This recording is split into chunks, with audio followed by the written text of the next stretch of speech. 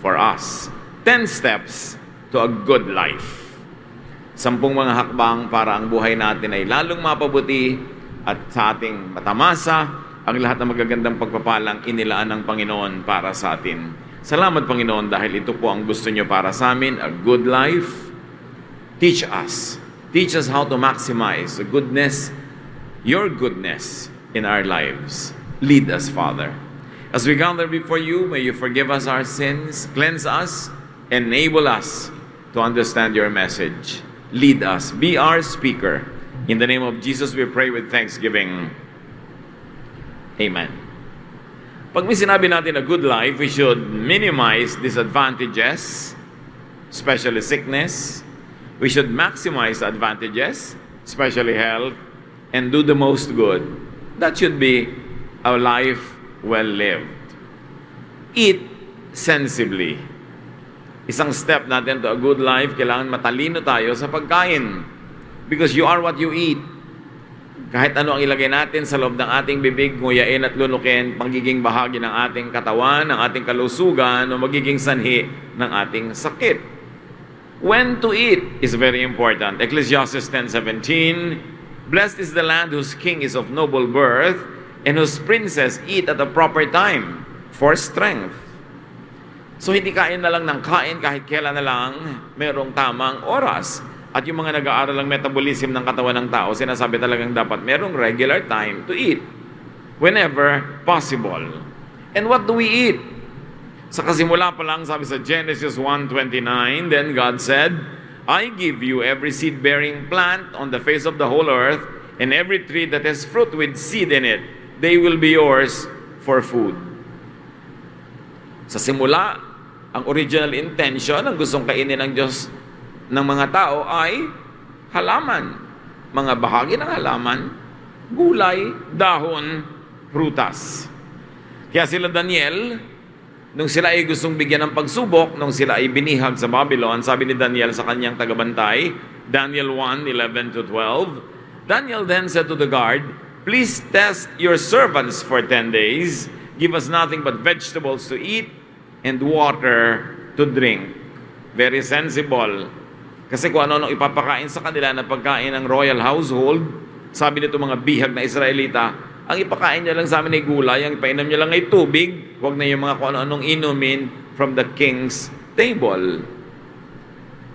Hindi siguro may conviction ang lahat ng tao, kaya hindi kaya ng lahat ng tao na maging ganito ka-strict sa diet. Pero alam natin, when you have a choice, what is a better choice to eat?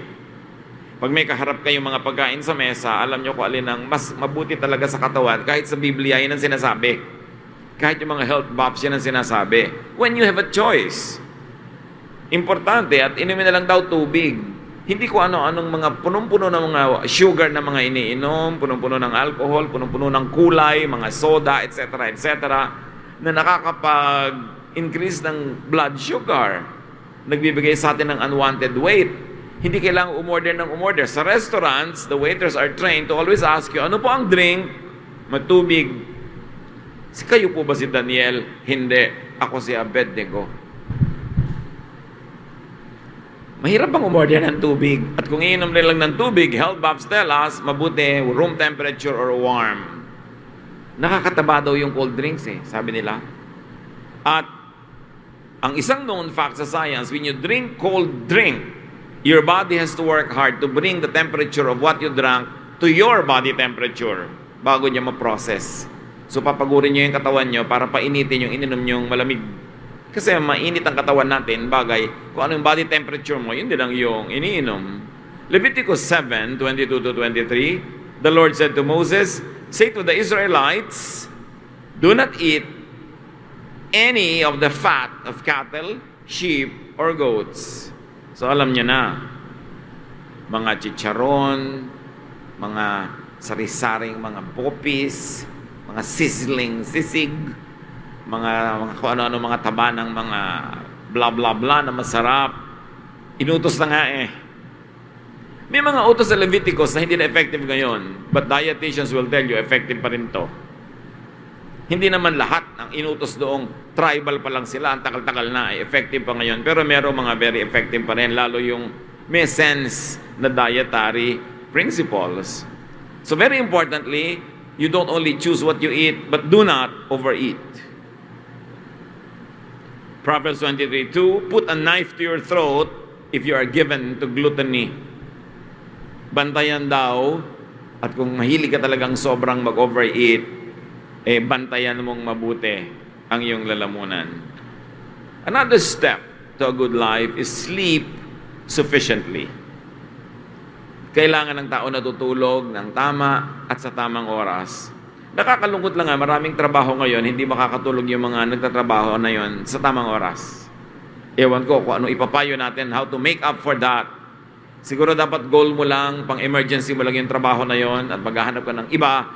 Pag binigyan ka na ng pagkakataon, ay lumipat ka sa mas tamang oras ang pagtulog. Ano ang kondisyon dapat ng pagtulog? Psalm 4:8, in peace I will lie down and sleep. For you alone, Lord, make me dwell in safety. In other words, sikaping maging tiwasay para mataas ang quality ng sleep. Hindi yung nag-iisip ka ng mga negative things, mapapaginipan mo pa. Manonood ka pa ng mga horror bago ka matulog. Again, magiging bangungot. O ang dami-dami mong iniisip na problema, mga inis, galit. Anong klase ng quality of your sleep? At pinagsisikapan, mga kapatid, na maging tiwasay, tahimik at payapa, ipinaglalaban yan. Kasi pag nagpadala tayo sa natural tendencies natin, maliligalig tayo, magugulumihanan. At mahalaga ang tao nagtatrabaho para mapagod at pag nahiga, tulog.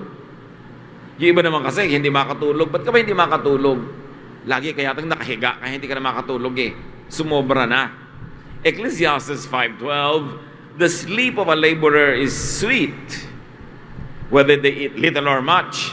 But as for the rich, their abundance permits them no sleep. Siyempre, exaggerated tong point na to. May mga rich din naman na masarap matulog. Ang ibig sabihin lang, pag dumadami ang iyong alalahanin, dumadami ang iyong mga negosyo, dumadami ang iyong mga pinagkakaabalahan, mas mahirap matulog ng payapa. Kaya sikapin na ang hawakan mo lang sa buhay ay yung kaya mong itulog.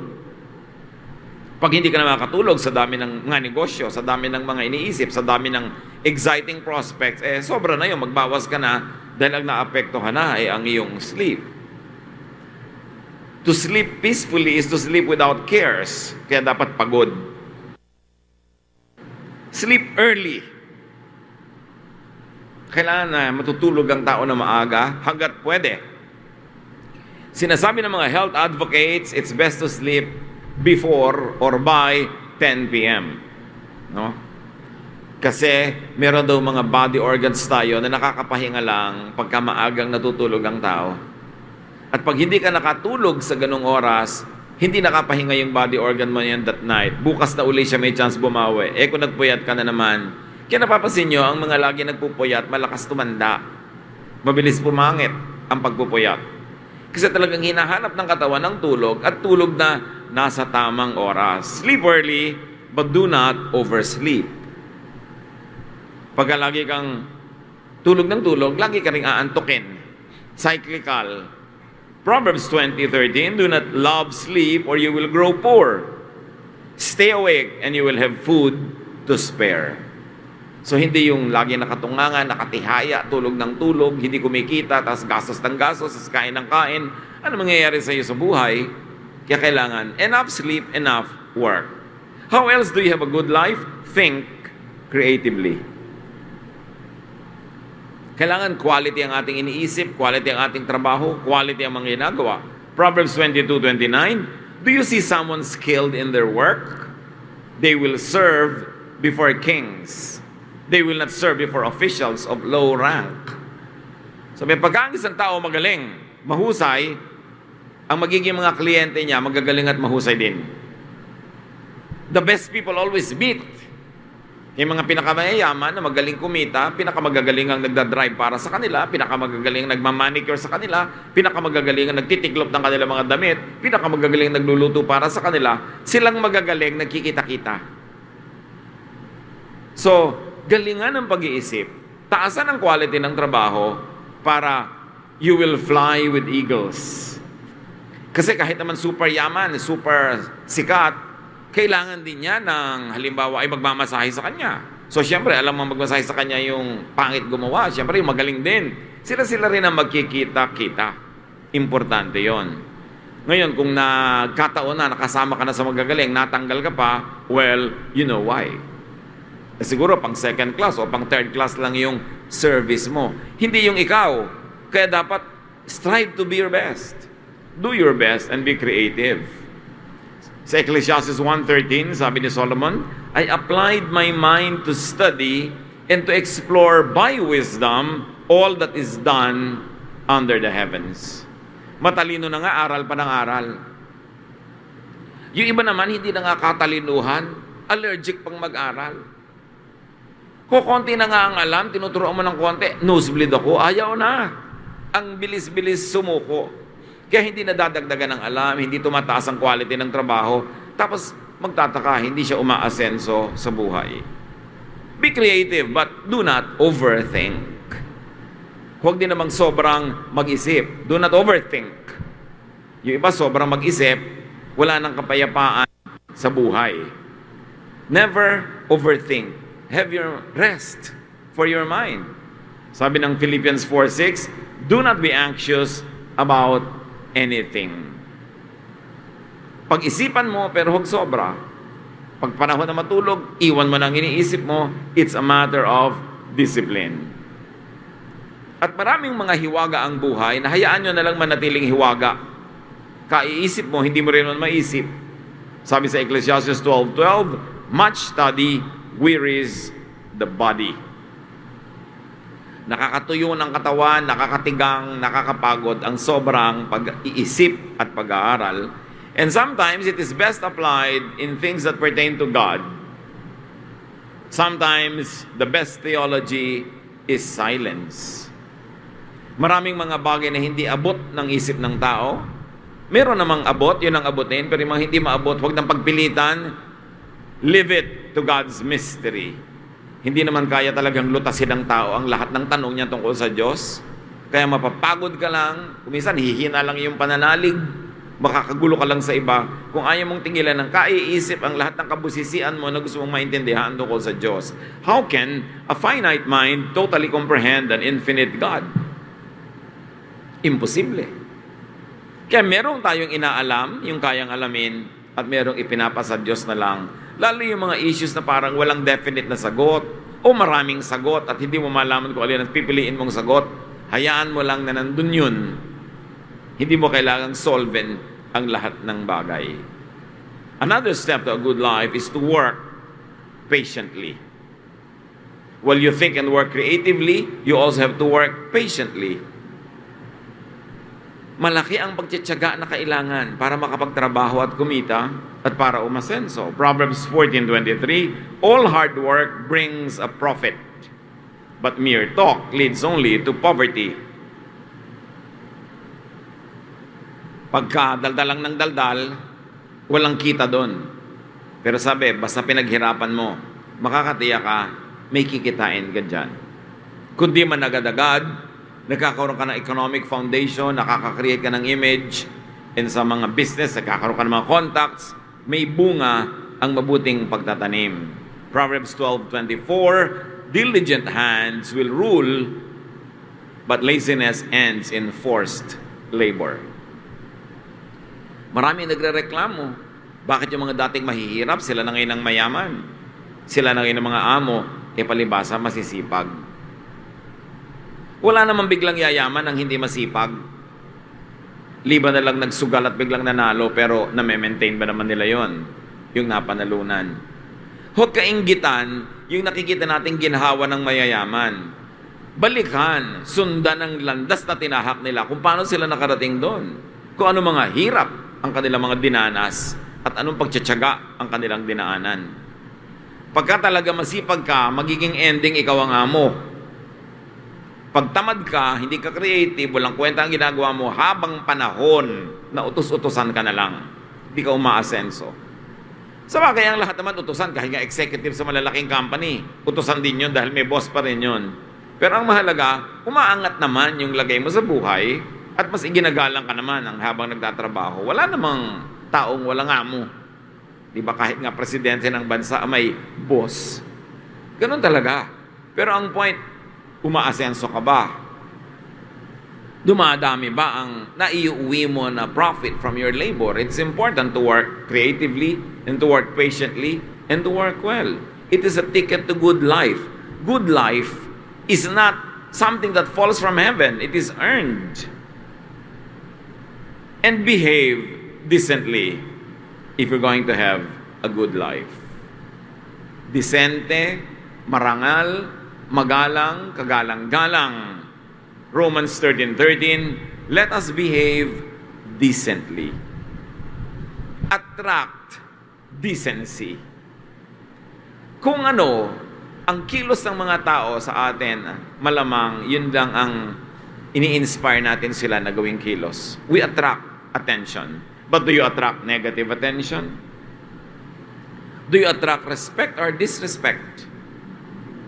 Kailangan yung kilos natin, ang ating na aakit ay magandang pagtingin, magandang impression, magandang behavior sa mga tao. And part of behaving decently is talk softly. And we're talking in terms of volume. Kailangan pagka nag-iisip ng tao, hindi mo maabala dahil ang lakas-lakas ng bibig mo. At merong isang dapat balikan ngayon ng mga tao, palibhas at wala ng good manners and right conduct na subject sa schools, is in public places, talk softly. Bakit? Pumapasok yung boses mo sa tenga ng mga hindi mo naman kausap, you're invading their privacy. Ang dami ngayon mga empleyado sa mga high-rise buildings, walang modo, nasa elevator, daldala ng daldala na parang nasa sala nila. May kausap, dalawa sila o tatlo ang dadal-dal-dal-dal. Yung mga ibang tao, tahimik, pumasok na yung boses sila sa tenga ng iba. Kawalang galang yon dahil yung anong ginagawa ng boses mo sa loob ng tenga niya? Hindi ka naman niya gustong pakinggan. Kaya mga dissenting tao, pag nag-uusap sa elevator, pabulong, or sandali lang naman yun, liban na lang 300 floors yung aakyatin mo, mano bang manahimik ka na lang muna, mamaya ka na magsalita? Lalo lamang nabubunyag ang kawalan ng saysay ng mga iniisip ng tao pag malakas sila magsalita. Dapat talk softly. At yung quality, yung content ng pinag-uusapan, napakahalaga yan kung magiging successful tayo sa buhay at magkakaroon ng good life. Proverbs 15:1, a gentle answer turns away wrath, but a harsh word stirs up anger. Pag gentle kang sumagot, either sa volume, sa speed ng boses, o yung content ng sinasabi mo, hindi magagalit sa iyo ang iyong kausap. And it is always to your disadvantage, maybe to your peril, pag nagalit sa iyo ang kausap mo. Kahit hindi mo siya boss, kahit hindi mo siya kilala, kahit kung sino lang siya dyan, nagalit sa iyo, ay kung sinaksa ka bigla. Kung may ginawang masama sa'yo o pinagbalakan ka, huwag na huwag ka manggagalit ng tao. At pinakamabilis manggalit ng tao ay mga sakit na sa salita, mga masasakit na salita. Yung nakaka-insulto, yung nakaka-challenge. So, a gentle answer turns away wrath. You will have a good life, you must know how to have a gentle answer, even to harsh questions. Do not return evil for evil. Hindi mo kailangang patulan ng mga tao kung wala silang modo, kung sila magaspang. Hindi mo rin kailangang maging katulad nila. Lalong-lalot may pinapahalagahan kang buhay, pangarap, plano. Ipoprotect mo yun na bigla na lang nalagot ang buhay mo dahil nakipag-away ka sa walang kakwenta-kwentang bagay. Proverbs 25:15, through patience, a ruler can be persuaded, and a gentle tongue can break a bone. Pag daw magaling kang magsalita, maayos kang magkohorte ng iyong dila, kahit mga pinuno, kahit mga leaders, kahit mga mahala, ay pwede mong mahikayat na isipin o gawin ang ipinapaisip o ipinapagawa mo sa kanila.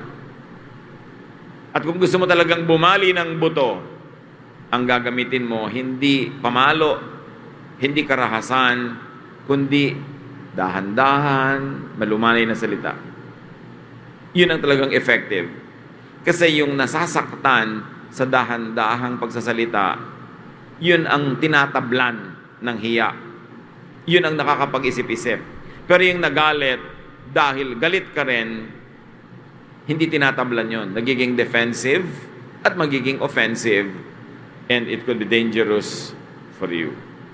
James 1:19, everyone should be quick to listen, slow to speak, and slow to become angry. Yung slow to speak, hindi naman yung halika dito. Hindi naman ganun, no?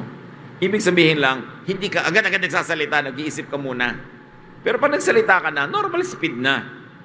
Pero huwag bubuka agad ang bibig, lalo galit. Kasi pag galit ka, pwedeng may masabi kang pagsisisihan mo.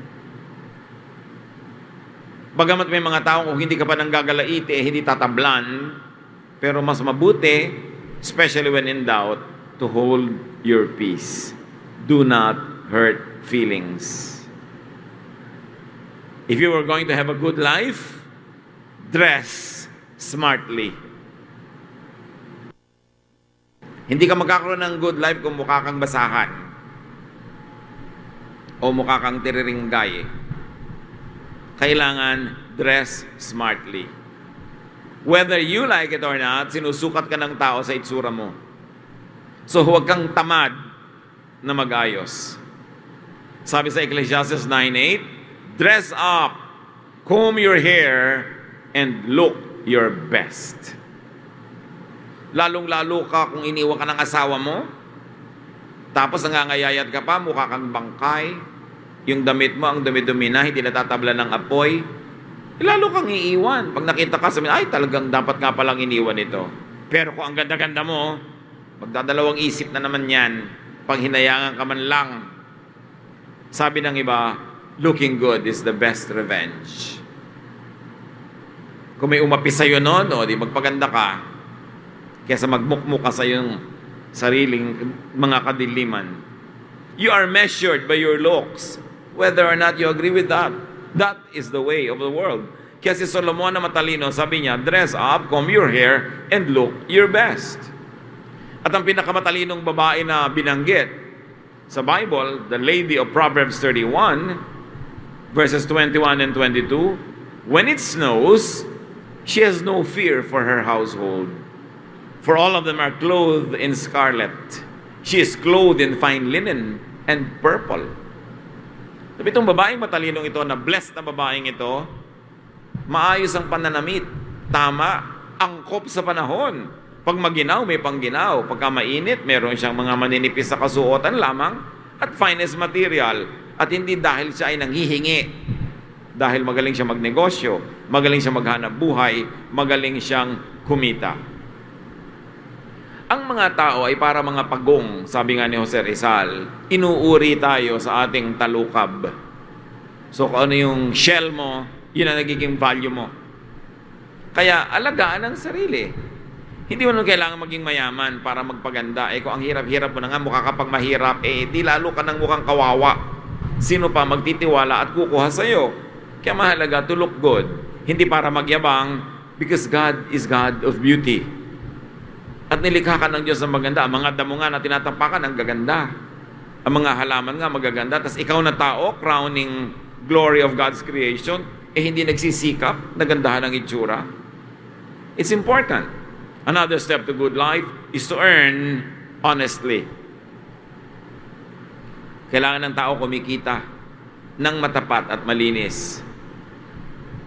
Liban na lang kay sobrang bata pa, o sobrang tanda na, o sobrang may sakit, dapat ang tao kumikita. Dapat kinikita mo ang iyong ginagastos. Hindi mo iniaasa sa iba. That is how to have a good life, not at the expense of others. Sa Acts 20:33-34, sabi ni Paul, who was a missionary, I have not coveted anyone's silver or gold or clothing. You yourselves know that these hands of mine have supplied my own needs and the needs of my companions. Bagamat ang mga lingkod ng Diyos ay entitled to the support of the people that they serve, sabi ni Pablo, bagamat entitled ako dyan, nagtrabaho pa rin ako. Pinaghirapan ko pa rin at kinikita ang ginagastos ko at ng aking mga kasamahan. Siya na nga na entitled na sa support ng mga tao, nagtatrabaho pa. Ano pa yung iba? Proverbs 13:11, dishonest money dwindles away, but whoever gathers money little by little makes it grow. So yung mga biglang yaman na mali ang paraan, easy money, nawawala din agad. Sabi, pero pag pinaghihirapan mo, buong ayos mong ipinupundar ang iyong kabuhayan, magtatagal yon. Kasi yung pinaghihirapang income, minamahal, pinagmamalasakitan. Pero yung easy money, itinatapon din ng ganun-ganun lang. Kasi napakadali namang kitain. Very importantly, earn more than you need. Dapat ang tao kumikita para sa kanyang pangangailangan. Again, liban na lang kung sobrang bata pa, sobrang matanda na, sobrang may sakit, or inaalat lang sa mga panakanakang panahon. Kahit naman magaling ka, kung minsan wala kang kita, minsan ang negosyo mo hindi nagkiklik, aasa ka sa iba, pero paminsan-minsan, hindi yung habang panahon ka nakadagan sa iyong kapwa. But it's not only just earning, but you should earn more than you need. Goal ng tao dapat na makadiyos, hindi lang kumita, kundi kumita ng higit sa kanyang pangangailangan para siya may sobra at maibigay niya sa mga hindi kumikita dahil sobrang bata, sobrang matanda, sobrang may sakit, o sobrang inaalat. Ephesians 4:28, anyone who has been stealing must steal no longer, but must work, doing something useful with their own hands, that they may have something to share with those in need. Goal ng mga anak ng Diyos na kumita ng higit-higit sa kanyang kailangan para meron siyang sobra na pwedeng maipangtulong sa iba. Maibigay sa mga dapat at kailangang tulungan. Kakambal niyan, if you're going to have a good life, spend wisely. Kailangan matalino ang tao sa paggastos. Hindi bulagsak. Isaiah 55:2, why spend money on what is not bread, and your labor on what does not satisfy?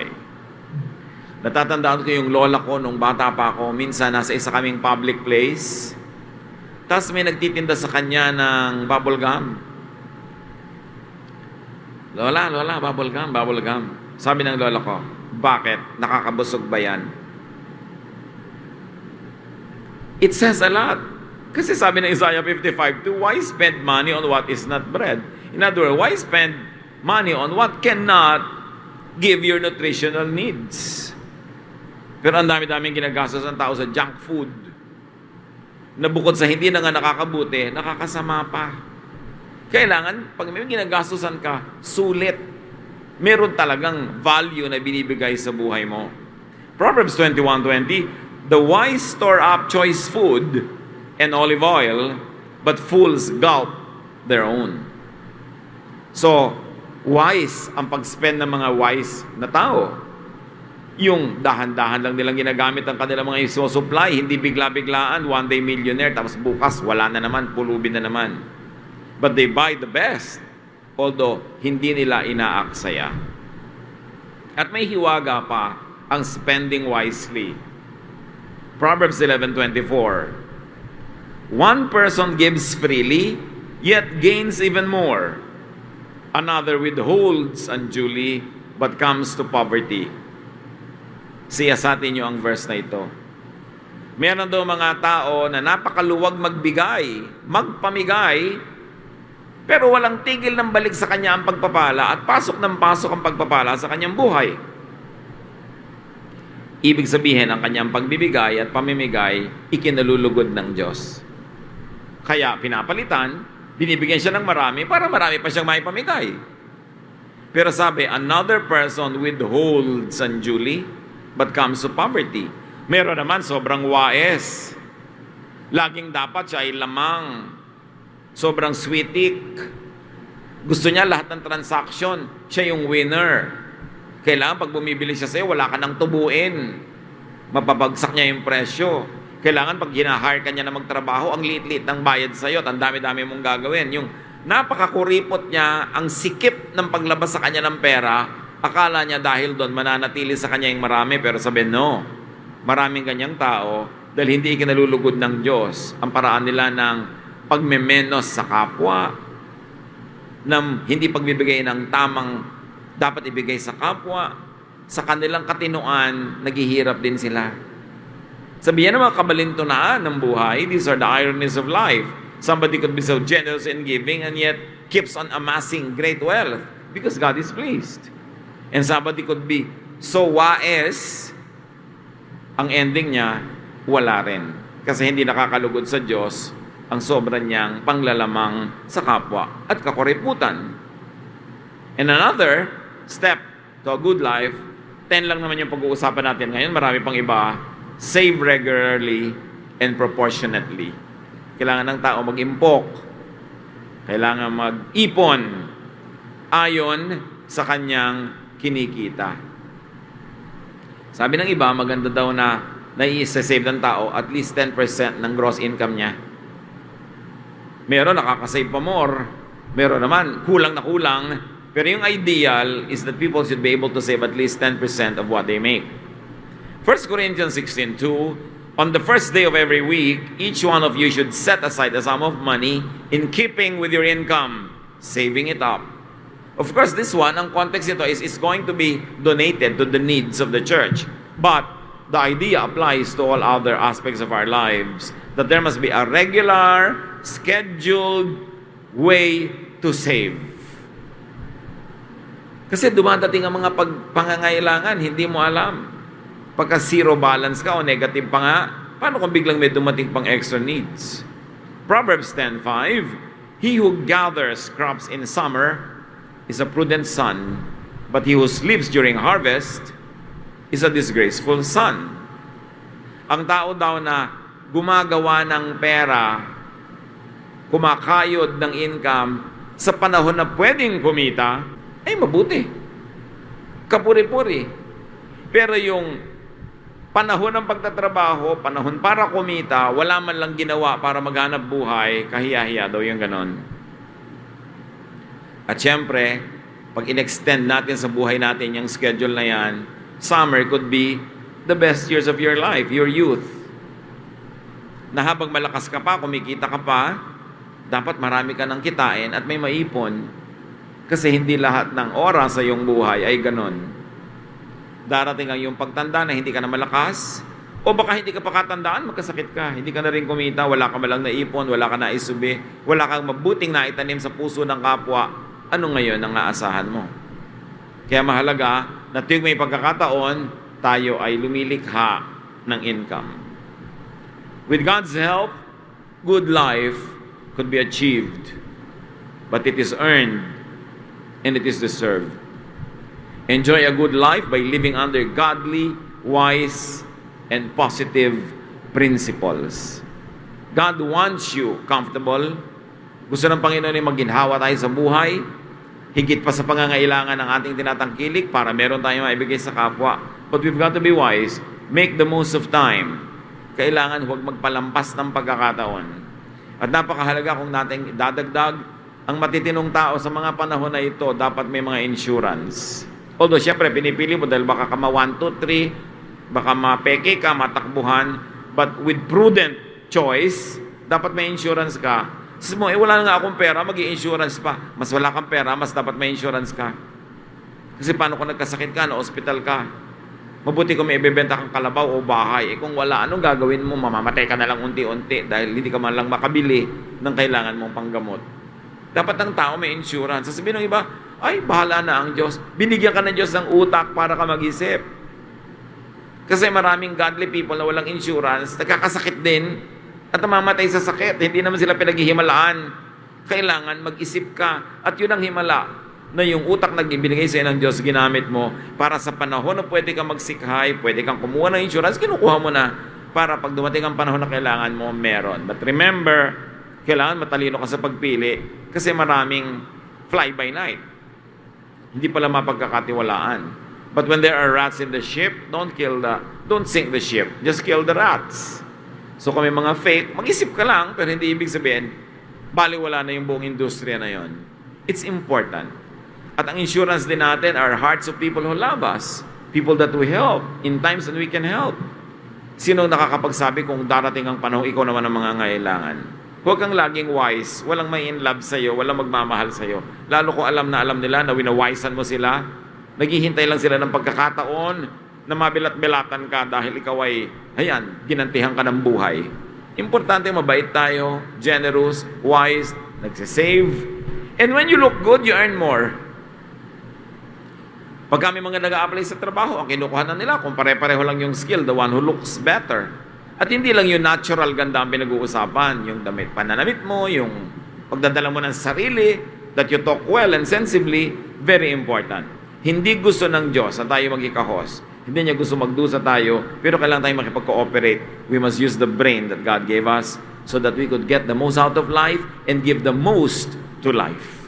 Dear God, we thank you that you're interested in our lives. Hanggang kalit-liit ang mga bagay na ganito, meron pang turo sa Biblia.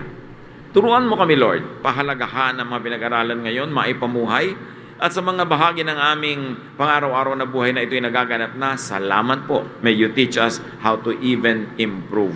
Lead us.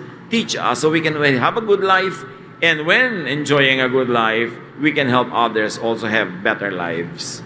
Pagbulay-bulayan natin mga kapatid, ang mga kahulugan nito sa ating praktikal na buhay.